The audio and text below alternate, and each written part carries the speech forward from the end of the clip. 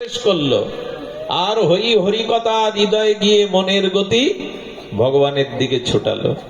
এখন যেমন আপনাদের মনের গতি ভগবানের দিকে শ্রবণ করতে হবে, সাধুমুখে হরি কথা শ্রবণ করতে হবে। এটাই চিত্ত শুদ্ধি করার একমাত্র উপায়।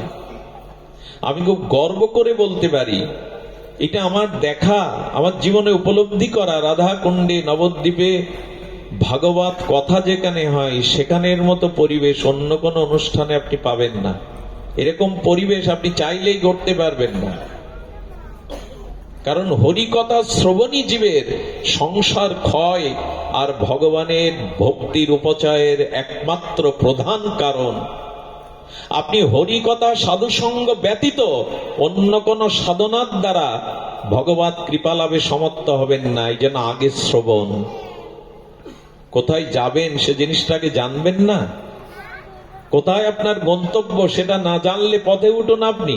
আচ্ছা, পথে কেউ চলছে, যদি জিজ্ঞাসা করেন কোথায় যাবেন তো জানি না, তাকে কি বলবেন?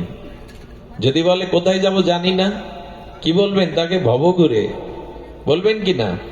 তো ভগবত একমাত্র জানিয়ে দেয় তোমার গন্তব্য কোথায়, তোমাকে কোথায় যেতে হবে। সেটা না জানলে পৌঁছাবেন কি করে? এই জন্য হরি কথা শ্রবণ করতে হবে। তবে ধন্য আপনারা, আমার এলাকার মানুষ বলে বিল্লমঙ্গল এইখানে বসবাস ছেড়ে ওই দিকে গিয়ে বাস করো। ওরা মনে হয় মোবাইলে দেখে, এই যে ভাঙা, মকসেদপুর, টেকেরহাট এসব দেখে, দেখে বলে ওইখানে তোমার কথা শুনতে এত ভক্তরা আসে। ওরা এখন আমার স্বরূপ বুঝতে পারেনি, বুঝলে তাড়িয়ে দিত।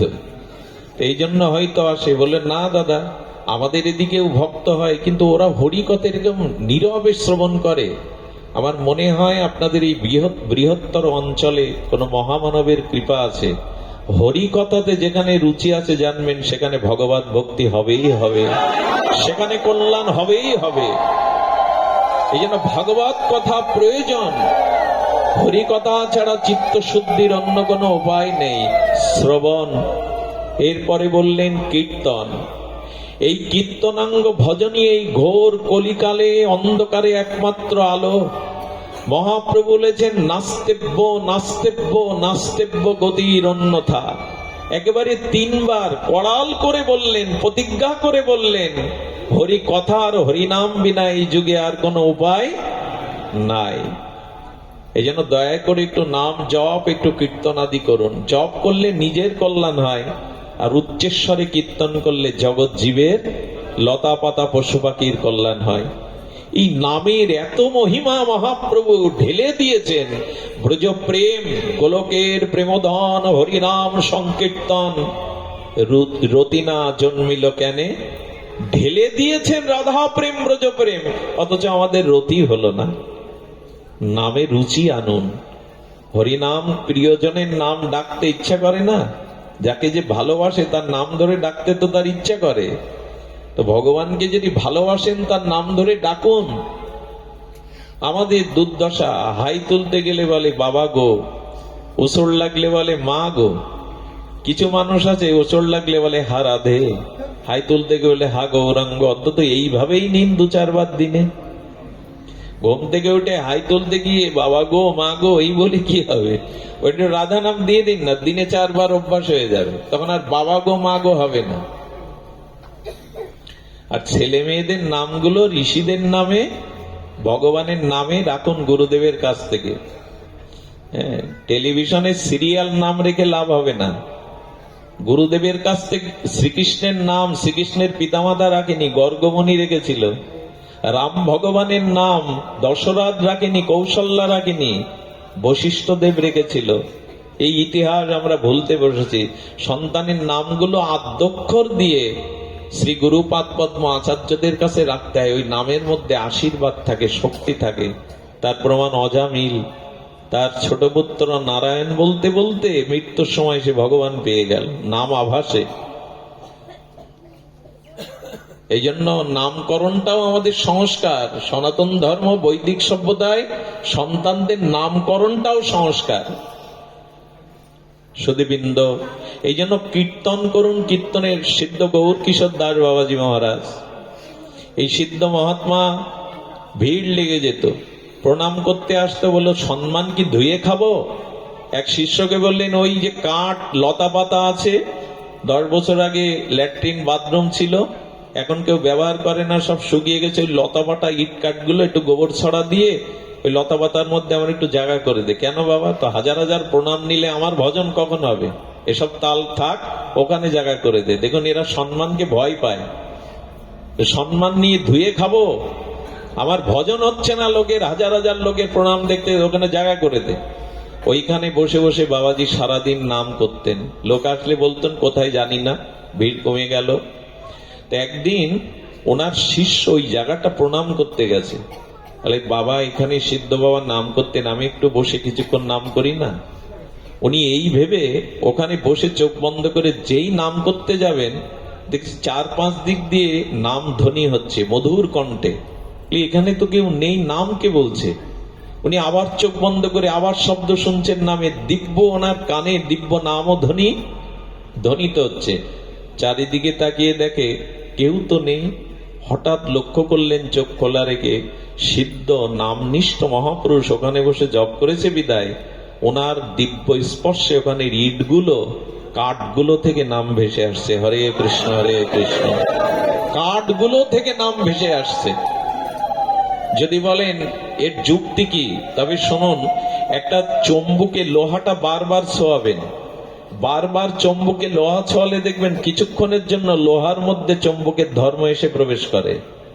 তেমনি নাম নিতে নিতে জড় বস্তুও। উনি জাগাকে প্রণাম করে বললেন, নামের মহিমা এমন।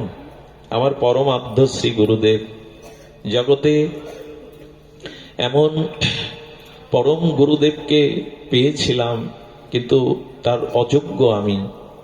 রাধাকুণ্ডে 36 বছরের ভূতপূর্ব মহন্ত মহারাজ, আমাদের রঘুনাথ দাস গোস্বামী গদ্দির ভূতপূর্ব মহন্ত মহারাজ, অশেষ শাস্ত্র নিষ্ণাত পণ্ডিত প্রবর রাধারানীর কিঙ্করী। সারাটি জীবন তিনি গ্রন্থ চয়নে হরিকথা প্লাবন বইয়ে দিয়েছেন বৃন্দাবনে রাধাকুণ্ডে। পরমারাধ্য শ্রী গুরুদেব শ্রী অনন্ত দাস বাবাজি মহারাজ, উনি ঘরে বসে বসে নাম করছেন। আপনারা জানেন এখন 84 ক্রোশ ভ্রমণ্ডলে বর্ষণার মধ্যে সারা ভারত যাকে শ্রদ্ধা করে সাধু সন্ত, তিনি শ্রদ্ধেয় বিনোদ বাবাজি মহারাজ রাধাকুণ্ডের। কত মন্ত্রীরা গিয়ে ওনার চরণের ধুলা নেওয়ার জন্য বসে পড়ে। সেই বিনোদ বাবা গুরু মহারাজকে প্রণাম করতে গেছেন ব্রজানন্দ ঘেরায়। গিয়ে দেখছেন বাবার পুরো ঘরটা দেয়াল ফেটে ইট কাঠ থেকে নাম আসছে। উনি বললেন, এটা আমার কল্পনা না, আমি কান পেতে স্পর্শ করে শুনলাম। উনি নাম করছে দেখে পুরো ঘরের ইট কাঠ নাম বলছে। এই হলো নামের মহিমা। উচ্চস্বরে নাম সংকীর্তনে পর উপকার করে। হরিদাস ঠাকুর 3 লক্ষ নামের মধ্যে 1 লক্ষ নাম উচ্চস্বরে করতেন। বলে কেন? বলে গাছপালা কীট পতঙ্গ ওদের কাছে এই নামের ধ্বনি গেলে ওরা উদ্ধার হয়ে গোবিন্দ চরণ পাবে। এই জন্য উচ্চস্বরে 1 লক্ষ নাম করতেন উনি। আপনি জপিলে নাম আপনি সে তরে, উচ্চ সংকীর্তনে পর উপকার করে। অন্যের কল্যাণ এই নামের ধ্বনি যতদূর যায়।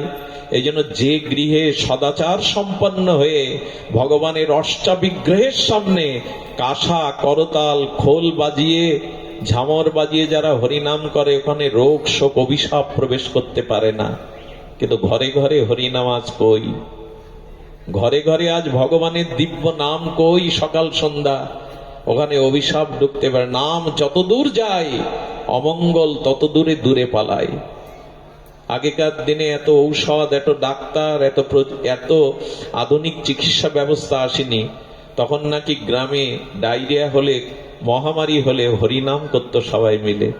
আর এই হরিনামের ধ্বনিতে রোগ শোক পালাতো। এটা মিথ্যা নয়, এটা মিথ্যা নয়। এই জন্য ভগবানের নামটা নিতে শুরু করুন।